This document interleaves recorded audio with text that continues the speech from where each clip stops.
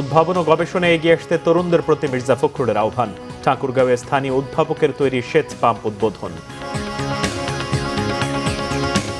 তরুণ প্রজন্মকে শুধু খেলাধুলার সমর্থনে সীমাবদ্ধ না থেকে উদ্ভাবন, গবেষণা ও প্রযুক্তি নির্ভর কাজে এগিয়ে আসার আহ্বান জানিয়েছেন স্থানীয় সরকার, পল্লী উন্নয়ন ও সমবায় মন্ত্রণালয়ের মন্ত্রী এবং বিএনপি মহাসচিব মির্জা ফখরুল ইসলাম আলমগীর। ঠাকুরগাঁও সদর উপজেলার রায়পুর ইউনিয়নে উদ্ভাবক সলেমান আলীর নির্মিত সলেমান সোলার সেচ পাম্প এর উদ্বোধন অনুষ্ঠানে প্রধান অতিথির বক্তব্যে তিনি কথা বলেন। সলেমান আলীর এই উদ্ভাবন শুধু ব্যক্তিগত সাফল্য নয়, দেশের কৃষি অর্থনীতির জন্য গুরুত্বপূর্ণ অবদান রাখবে বলেও আশাবাদ তার। সলেমান উদ্ভাবনী কার্যক্রমের জন্য সরকারের পক্ষ থেকে সব ধরনের সহযোগিতার আশ্বাসও দেন মির্জা ফখরুল ইসলাম আলমগীর। জেলা প্রশাসক Mohammad Rafiqul Haque, police super Belal Hossain, LGED নির্বাহী প্রকৌশলী মোহাম্মদ মামুন বিশ্বাস, জেলা বিএনপির সাধারণ সম্পাদক পয়গাম আলী সহ অনেকেই এই সময় তার সাথে ছিলেন। ছুটির দিনের স্বাভাবিক নীরবতা ভেঙে সকাল থেকেই মুখর হয়ে উঠেছে বাংলাদেশ চলচ্চিত্র উন্নয়ন কর্পোরেশন বিএফডিসি প্রাঙ্গণ। 2026-28 মেয়াদে দ্বিবার্ষিক নির্বাচনের ভোট হচ্ছে দেশীয় চলচ্চিত্রের প্রাণকেন্দ্র এফডিসিতে। প্রধান ফটক থেকে ভোট কেন্দ্র সবখানেই সকাল থেকে চলচ্চিত্র শিল্পী, কলাকুশলীদের আনাগোনা, প্রার্থীদের শুভেচ্ছা বিনিময়, ফুল দিয়ে শুভেচ্ছা জানিয়ে ভোট চাওয়া আর সমর্থকদের ব্যস্ততা চোখে পড়ার মতো ছিল। এবছর চলচ্চিত্র শিল্পী সমিতি নির্বাচনে প্রতিদ্বন্দ্বিতা করছে অভিনেতা শিবা শানু ও জয় চৌধুরী প্যানেল এবং আরমান মুক্তি পরিষদ।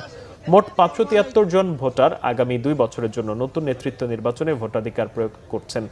সকাল 9টায় শুরু হওয়া ভোট গ্রহণ চলবে বিকেল 5টা পর্যন্ত। আন্তর্জাতিক প্রসঙ্গ। ভেনেজুয়েলায় ভূমিকম্পের 8 দিন পর ধসে পড়া ভবনের নিচ থেকে একজনকে জীবিত উদ্ধার করা হয়েছে। প্রাণান্তকর চেষ্টা চলছে হতাহতদের উদ্ধারের। এরই মধ্যে 2500 ছাড়িয়েছে মৃতের সংখ্যা, এখনও নিখোঁজ 50,000-এর বেশি। দীর্ঘ 70 ঘন্টা চেষ্টায় 9তলা ভবনের ধ্বংসস্তূপের নিচ থেকে 44 বছর বয়সী হার্নান আলবার্তো গিল ফ্লোরেস নামের ওই ব্যক্তিকে বৃহস্পতিবার জীবিত উদ্ধার করা হয়।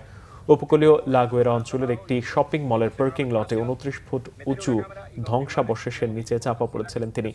স্থানীয় আর আন্তর্জাতিক উদ্ধারকারী দলের কয়েকদিনের অক্লান্ত চেষ্টার পর বৃহস্পতিবার তাকে অক্ষত অবস্থায় বের করে আনা হয়।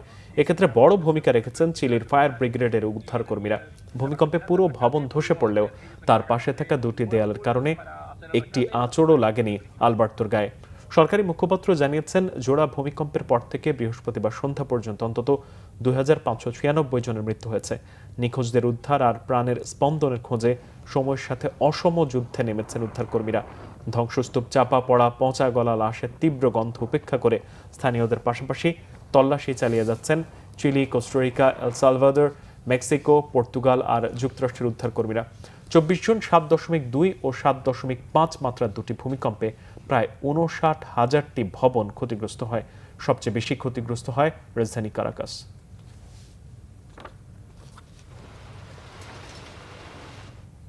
এই ছিল এখনকার মতো। পরের সংবাদ সন্ধ্যা 6টায়। এর আগে বিকেল 5টায় রয়েছে নিউজ টপ 10 দেখার আমন্ত্রণ রইল। এখন সাথে থাকায় ধন্যবাদ সবাই।